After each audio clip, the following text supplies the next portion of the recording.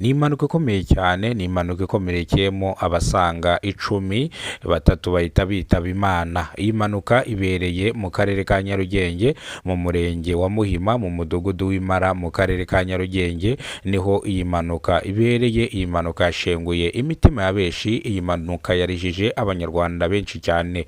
Iyi mpanuka yabereye ku kiraro, hasi y'ikiraro imodoka yavaga Nyabugogo yerekera Kimironko, n'imodoka yavaga Kimironko yerekera Nyabugogo zitwaye ibintu n'abantu mu buryo bwa rusange. Izi modoka ziri mu bwoko bwa Yutongo zaje kugongana ndetse benshi barakomereka, ababuze ubuzima ni batatu. Iyi mpanuka yarishije abanyarwanda benshi cyane, ubwo polisi ishinzwe gupima impanuka traffic police yahageraga yabanje gupima bano bashoferi ngo irebe nimba batwaye ibinyabiziga batanyoye ibisindisha.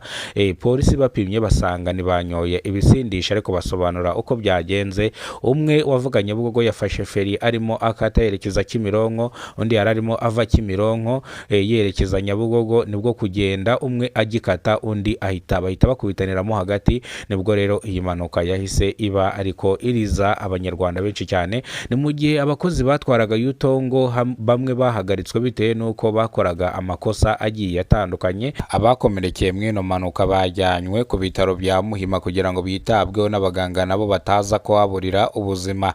Ni mu gihe abitabye Imana imodoka ya moruge yaje kubatwara kugira ngo babajyane ku bitaro bya Kacyiru babanze babapime banabasuzume.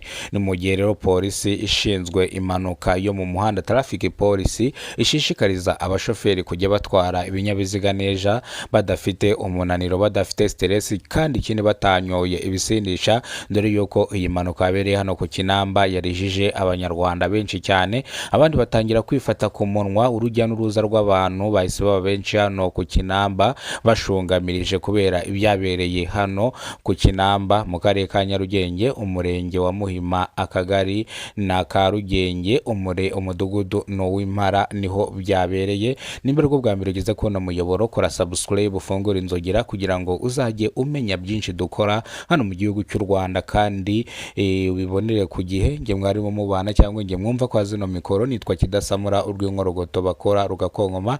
Birakabije niba ushaka kureba video ukagenda udakoze subscribe ntago ari amafaranga tuba tukwaka. Nyaboneka jya ukora kuri subscribe kugira ngo tubone ko uri kumwe natwe, kugira ngo natwe dukore cyane kurushaho. Reka amakuru yacu tuyasubikira hano, amakuru nakagaruka. Niba rwo bwa mbere ugeze kubona muyoboro, kora subscribe, ufungura inzogera.